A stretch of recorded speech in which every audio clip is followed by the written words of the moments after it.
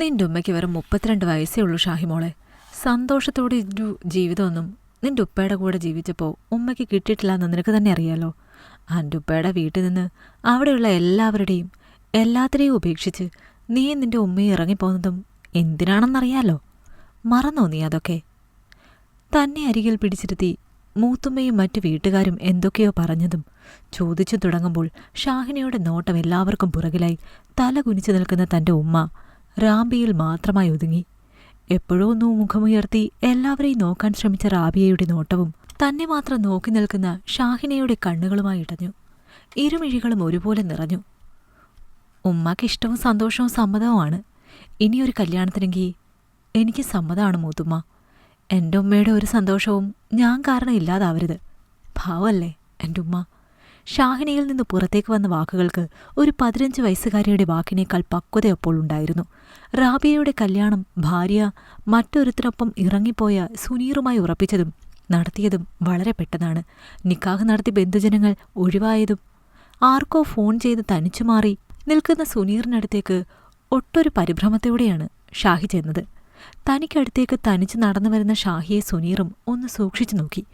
ആ നോട്ടമേറ്റപ്പോൾ ഷാഹി ഓർത്തത് മൂത്തമ്മയെയും മറ്റു ബന്ധുജനങ്ങളെയും ഉമ്മയുടെ നിക്കാഹ് തീരുമാനിച്ചപ്പോൾ മുതൽ തനിക്ക് തന്ന ഉപദേശ കൂമ്പാരങ്ങളെപ്പറ്റിയാണ്. രണ്ടാനമ്മയും രണ്ടാനച്ഛനും എന്നും എപ്പോഴും എല്ലാവർക്കും എല്ലാ കഥയിലും വില്ലന്മാരാണ്. ഇവിടെ തനിക്ക് കിട്ടിയിരിക്കുന്നത് രണ്ടാനച്ഛനെയാണ്.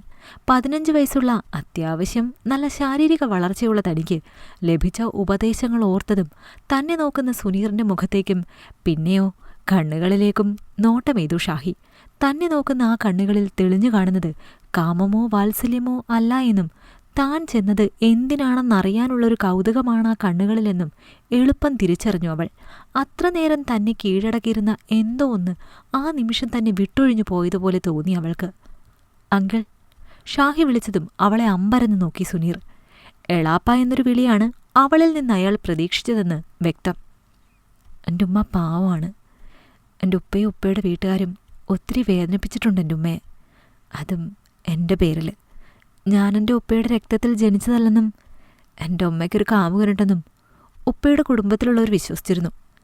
എനിക്കെൻ്റെ ഉപ്പയുടെയോ ആ കുടുംബത്തിലെ മറ്റാരുടെയുമോ മുഖസാമ്യമില്ലെന്നാണ് അവരതിന് പറഞ്ഞ കാരണം. ആ വിശ്വാസം കൊണ്ടാവും ഉപ്പയുടെ അനിയൻ എൻ്റെ എളാപ്പ എന്നെയും എൻ്റെ ഉമ്മയും വെറും ഒരു ശരീരമായി കണ്ട് ഉപദ്രവിക്കാൻ നോക്കിയത്. അന്നാണ് എന്നെയും കൂട്ടി ഉമ്മ ആ വീട്ടിൽ നിന്നിറങ്ങിയത്. ഞാനാണ് എൻ്റെ ഉമ്മയുടെ ജീവിതം തകരാൻ കാരണക്കാരിയെന്ന് പലരും ഇവിടെ ഒളിഞ്ഞും തെളിഞ്ഞും പറഞ്ഞ് കേട്ടിട്ടുണ്ട് ഞാൻ. അങ്കിൾ ഉമ്മയെ നിക്കാഹം കഴിച്ചു കഴിഞ്ഞാലും എൻ്റെ പേരിൽ നിങ്ങളുടെ ഇടയിലും വഴക്ക് സംഭവിക്കുമെന്ന് ഇവര് സംശയം പറയുന്നത് കേട്ടിട്ടുണ്ട് ഞാൻ. അങ്ങനെയൊന്നും എൻ്റെ പേരിൽ നിങ്ങൾക്കിടയിൽ ഉണ്ടാവരുത് അങ്കിൾ. ഞാൻ നിങ്ങൾക്കിടയിലേക്ക് വരില്ല ഒന്നിനും. എൻ്റെ ഉമ്മയെ ഹാപ്പിയാക്കി വെച്ചാൽ മാത്രം മതി. പ്രായത്തിലുമേറെ പക്വതയോടെ തന്നോട് വേഗത്തിൽ സംസാരിച്ചു തീർക്കുന്ന ഷാഹിയെ കണ്ണെടുക്കാതെ നോക്കി സുനീർ. അവൾ പറഞ്ഞ അവളുടെയും റാബിയയുടെയും ജീവിതത്തെപ്പറ്റി നിക്കാഹിന് മുൻപേ അന്വേഷിച്ചറിഞ്ഞിരുന്നു സുനീർ. ഞങ്ങൾക്കിടയിലേക്ക് ഒന്നിനും വരില്ല എന്ന് ഷാഹി പറഞ്ഞത് സത്യം തന്നെയാണോ? അല്പനേരം അവളെ നോക്കി നിന്ന ശേഷം സുനീർ ചോദിച്ചതും എത്ര മറച്ചു പിടിച്ചിട്ടും ഒരു വിഷാദം തെളിഞ്ഞു മാഞ്ഞുപോയി ഷാഹിയിൽ. ഞാൻ വരില്ലെങ്കിൽ ഞാനിവിടെ മൂത്തമ്മയുടെ കൂടെ നിന്നോളാം. വിശ്വസിക്കുക അങ്കിളിന് എന്നെ. ഒന്ന് പതറിയെങ്കിലും ചിരിയോടെ തന്നെ പറഞ്ഞവൾ. അങ്ങനെയാകുമ്പോൾ ഷാഹിയുടെ ഉമ്മയ്ക്ക് ഷാഹിയെ കാണാൻ തോന്നില്ലേ? ഷാഹിക്ക് തോന്നിയില്ലെങ്കിലും ഒരുപാട് അർത്ഥം വെച്ചൊരു ചോദ്യം സുനീർ ചോദിച്ചതും ഒന്ന് വിളറി ഷാഹി.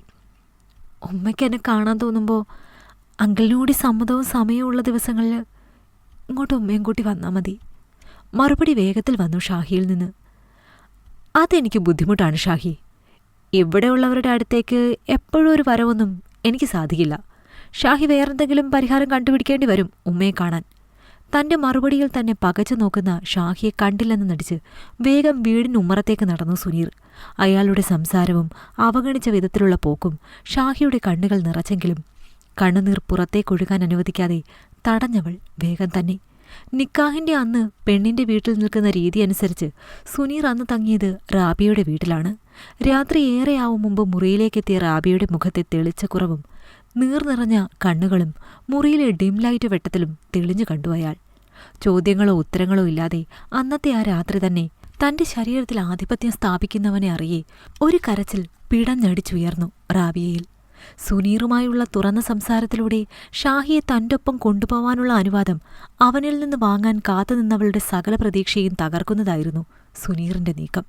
അവന്റെ നീക്കങ്ങളെ തടയണമെന്ന് മനസ്സാഗ്രഹിക്കുമ്പോഴും തന്റെ എതിർപ്പ് അവനിലൊരു ദേഷ്യം തന്നോട് തോന്നിപ്പിക്കുമോ എന്ന ചിന്തയിൽ നിശബ്ദയായി റാബിയ. നിശ്വാസമയച്ച നിമിഷം തന്നെ അവളിൽ നിന്നകന്നു മാറിയിരുന്നു സുനീറും. പിറ്റേന്ന് പുലർച്ചെ റാബിയയും സുനീറും പോവാനൊരുങ്ങി വന്നതും അവരെ യാത്രയയക്കാനായി ചിരിച്ച മുഖത്തോടെ മുമ്പിൽ തന്നെ നിന്നു ഷാഹിയും. ഷാഹി, വാ, വന്ന് കയറ്. തങ്ങളുടെ കാറിന്റെ ബാക്ക് ഡോർ തുറന്ന് സുനീർ ഷാഹിയെ വിളിച്ചതും അയാളെ പകച്ചു നോക്കി ഷാഹി. എന്റെ ഭാര്യ എന്നെ ഉപേക്ഷിച്ച് മറ്റൊരുത്തിനൊപ്പം പോയപ്പോൾ അവൾക്കൊപ്പം എനിക്ക് നഷ്ടപ്പെട്ടത് എന്റെ മകളെ കൂടിയാണ്. ഇന്ന് ഞാനൊരുവളെ എന്റെ ഭാര്യയായി കൂടെ കൂട്ടുമ്പോൾ അവൾക്കൊപ്പം എനിക്ക് തിരികെ കിട്ടുന്നത് നീ എന്ന മകളെ കൂടിയാണ്. നിനക്ക് ഉപ്പ ആയിരിക്കുന്നതിനേക്കാൾ ഞാൻ ആഗ്രഹിക്കുന്നത് നിനക്ക് അങ്കിളായിരിക്കാനാണ് ഷാഹി. എന്നും എപ്പോഴും നിനക്കൊരു സുഹൃത്തായി, അങ്കിളായി ഞാനുണ്ടാകും നിനക്കൊപ്പം.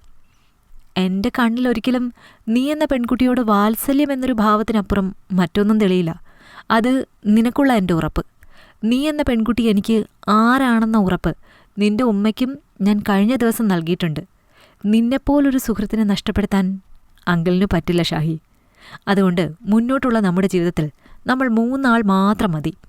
ഉമ്മയെ സ്വന്തം ജീവനേക്കാൾ സ്നേഹിക്കുന്ന, ഉമ്മയുടെ സന്തോഷത്തിനായി എന്ത് സഹിക്കുന്ന നിന്നെപ്പോലെ ഒരുവളെ സുഹൃത്തായി കിട്ടാനും വേണം ഭാഗ്യം. എനിക്കാ ഭാഗ്യമുണ്ട്. വാ, വന്നു കയറ്, നമ്മുടെ വീട്ടിൽ പോകാം. മനസ്സ് തുറന്നൊരു ചിരിയോടെ സുനീർ പറയുമ്പോൾ പരസ്പരം നോക്കി നിറഞ്ഞു ചിരിച്ചു റാബിയും ഷാഹിയും. അവരാ ഉമ്മയെയും മകളെയും അവരായി തന്നെ മനസ്സിലാക്കുന്ന ഒരുവന്റെ കയ്യിൽ തന്നെ അവരെ ഏൽപ്പിച്ച അവസാനം ദൈവവും. ഒരിക്കൽ പറ്റിപ്പോയ തെറ്റ് തിരുത്താനെന്ന പോലെ. ഇഷ്ടമായെങ്കിൽ ലൈക്ക് ചെയ്യൂ. നിങ്ങളുടെ അഭിപ്രായങ്ങൾ കമന്റായി രേഖപ്പെടുത്തൂ. കൂടുതൽ കഥകൾ കേൾക്കാൻ ഈ ചാനൽ സബ്സ്ക്രൈബ് ചെയ്യൂ.